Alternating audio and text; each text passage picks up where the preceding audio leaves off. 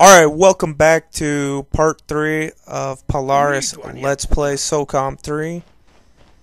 And this will be the first night mission in the campaign. If you see that red dot on my screen, that is Zipper's first attempt at making a rifle laser attachment. Pretty much that was the best they could do 7 years ago. But it wasn't a waste of an attachment. It would still add accuracy to your gun, and it helped during night maps. A lot of the people like that online. And if you didn't have the front grip unlocked, that was pretty much the only thing you could add accuracy to your gun, so a lot of people used that. And it was also different. You didn't have to use the standard crosshairs. It was different. When this game first came out online, I remember that you had to verify your account, and they did that so little kids couldn't make 15 accounts like they do on PlayStation 3. Pretty much, you had to have a credit card, debit card, or a gift card. So, for me, I was 15 years old. Of course, I didn't have a credit card, so I had to go to the store, buy a gift card for like $5 or $10, whatever it was, just so I can play in ranked matches and be in a clan.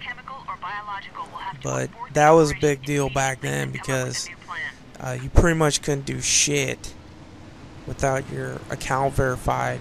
And then 2 years later, I think around in 2007, they made it so you didn't have to verify your account with credit cards. But the bad thing about that is if you had an account that was not verified, and when they switched it so you didn't have to verify it anymore, you couldn't, that like account still could not play in ranked matches and shit, and there was no option to verify the account anymore. So those accounts were pretty much useless. So like I told people, you know, they had an account ever since the beginning of Socom 3, but they never had it verified. All what you had to do was make a new account, and then you could play ranked and shit, and make your own clan. This map reminds me, this was one of the maps that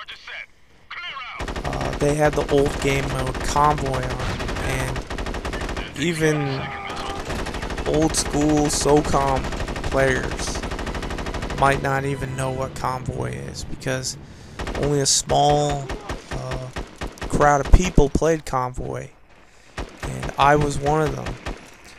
But it was a very fun game mode. It was on this map, Devil's Road, Killing Fields, and Harvester. And I think this map is actually called Crucible. God, it's been so long. But anyway, like, of course, you either play as the SEALs or the terrorists, but the SEALs can't deliver the convoy. The people that could only deliver the convoy were the terrorists. So everybody would choose the SEALs because it was pretty much an automatic win. All what you had to do was camp and make sure the terrorists did not deliver the convoy. So pretty much the SEALs were always taken, so I would go on the terrorist side.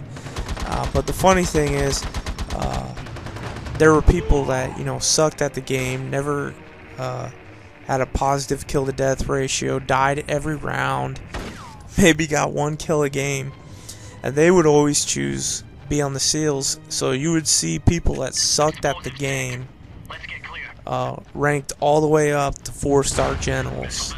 And you had people like me who, well, I didn't have like a good KD, but it was at least positive back then.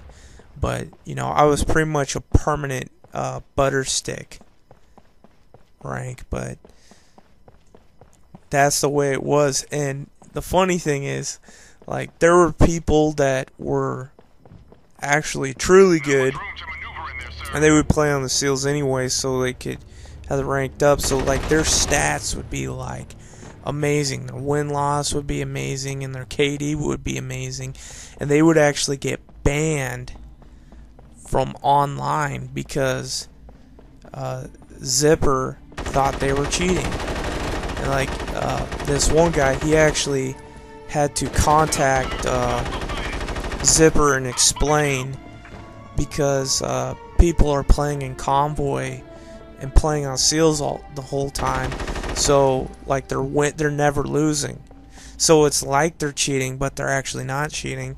And you know what they did? They didn't even fucking listen, and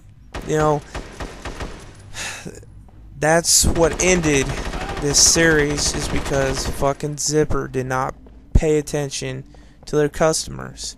I mean, before it was okay, because I mean, you get what you get, but what they put out was really good, and they put out Socom 3, Socom Combined Assault. But after that, they just put out shit, and they kept thinking that they had to overhaul their series, but what they had was golden. Anyway, back to Convoy. Probably the greatest match I ever played in all online games was in Convoy. I went 33-5. What was it? It was on Killing Fields, and I was on the Terrorist. And yeah, I was on a vehicle, but I was on the tank that was slow, so everybody would choose the cannon gunner, where their guy would be inside the tank and they couldn't get shot. But I'd always be the machine gunner, and nobody would choose that because you're pretty much a sitting duck. But I was pretty good at the machine gun, and I got a lot of kills that game. But of course, I got kills with my primary, and I went 33-5, and it meant something back then, because back then to just get a 20 kill game meant something. It's not like it is today, where little 5-year-olds that aren't even trying can go 80-5 like on Call of Duty.